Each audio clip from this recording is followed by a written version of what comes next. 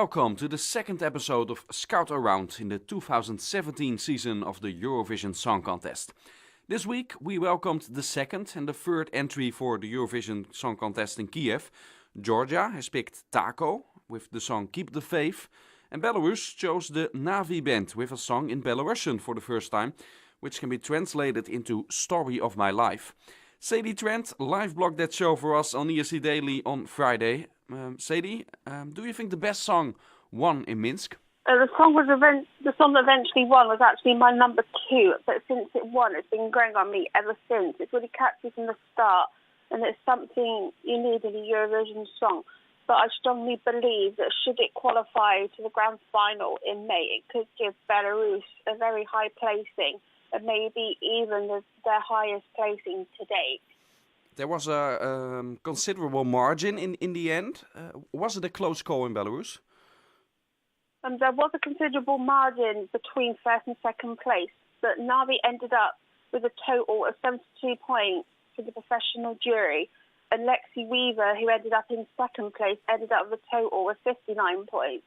So Navi ended up with the biggest combined score of the night, and it gave them an almost perfect score. They only dropped about 1 or 2 points from a perfect score. What was the entire show like in Belarus? Was it fun to watch? Overall, the show was really great. I also covered Festivali i Kingis in Albania, and in Belarus, the show was a lot more professionally organised. There was no messing about. They had 3 songs and went to talk to the performers, and it was also really quick and almost half the length of what it was in Albania. Yes, they had a few interval acts, but it was also really quick and really professionally organised, and how they kept the show quickly moving. I think this year's show in Belarus certainly does show that they have the performers who could win Eurovision overall, should they be given the correct song and the correct staging to go with that. Did you get the feeling that also because the contest, of course, is in their neighbor country, Ukraine, that they really want to get a good result this year? Yeah, because Navi, they have performed in Ukraine before, and I think that they want to perform really well. And all the performers who were in the grand final in Belarus, I think they've been in Ukraine before as well, and I think they are just going all out this year to try and get the highest placing to date. Could it give them an advantage as well in the contest, or is that a mile too far? I think the songs that they picked will give them an advantage because it's really joyful, and I think out of the songs that we've already heard that have come out so far, it is my number 1.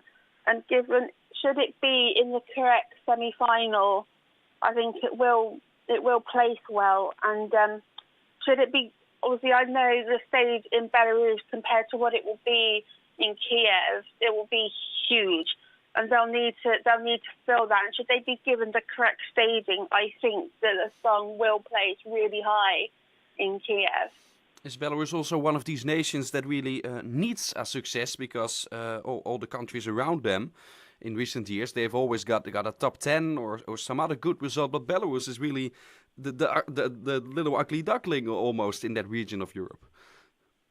Yeah, I think Belarus this year are trying to go all out to get a top 10 placing this year. As you rightly mentioned, the nations all around them have done really well in recent years, and Belarus, I say last year, failed to qualify for the grand final with Ivan, even though this year he performed in the Belarusian grand final, and his performance was so much better than it was in Stockholm.